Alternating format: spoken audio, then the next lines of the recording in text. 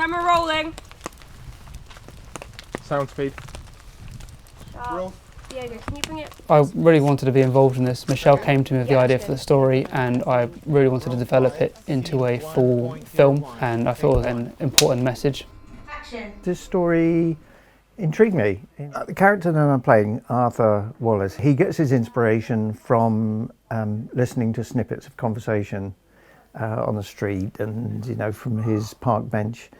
That's where he gets the ideas from for his novels.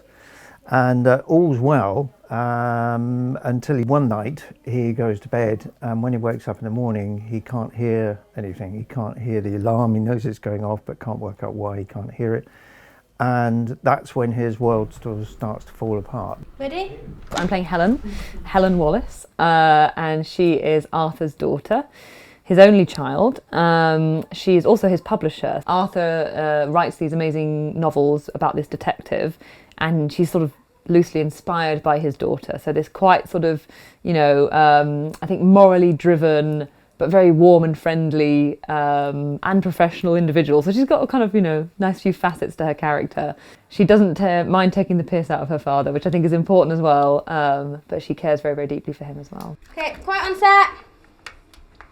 Incorporating SSHL, we wanted to make sure that we made a story that people with the condition can feel some sort of like relationship to, and like it kind of shows there is hope beyond it. I think I understand from Arthur's perspective of what it would be like to have something that you really love doing and then suddenly that being cut away from you and you not being able to do that anymore. That's something that I've experienced, and yeah, I think that it is definitely really tough, something to go through.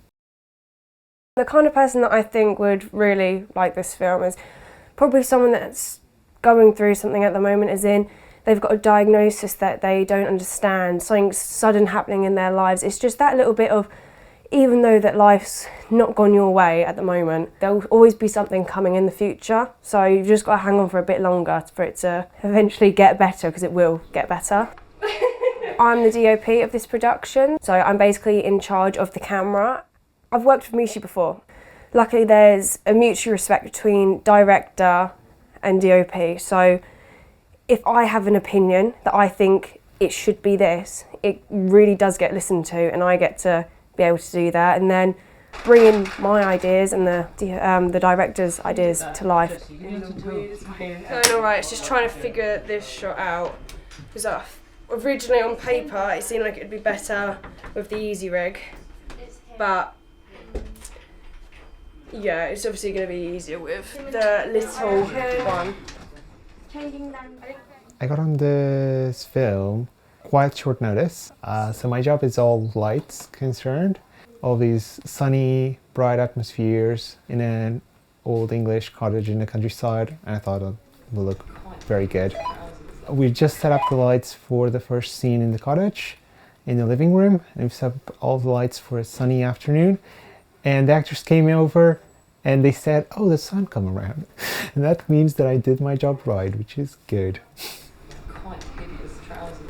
My job has been to capture all things audio, so whether that is background sound or dialogue, the little nuances, I suppose, as well, and also just sorting out everything to do with sound, whether that's music or whatever.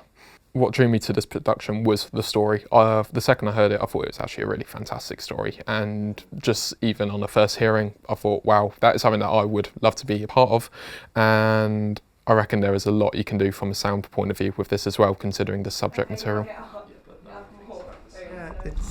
It's going as anticipated. It's a long process filmmaking. You know? Well, I'm in charge of production while the other people have more creative roles. I do have some creative influence, however my main role is to get everything here for people to do their job, make sure they have the best resources and capability to make the best film they can. I've planned out basically everything. Obviously the timing's got a bit wrong today, but tomorrow the weather is the one thing that could screw us over completely.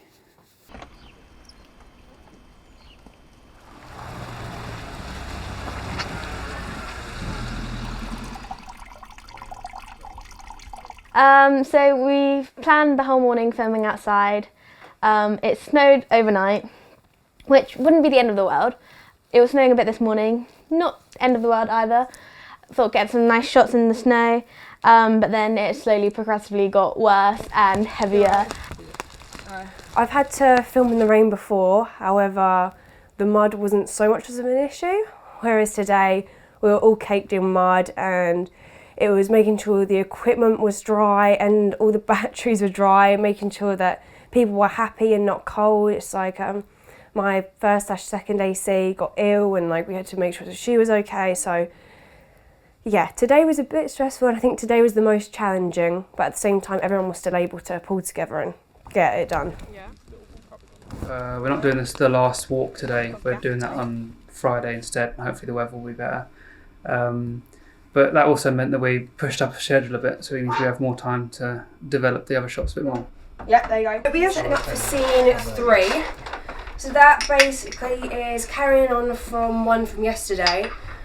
Only problem we might have is that it's still raining.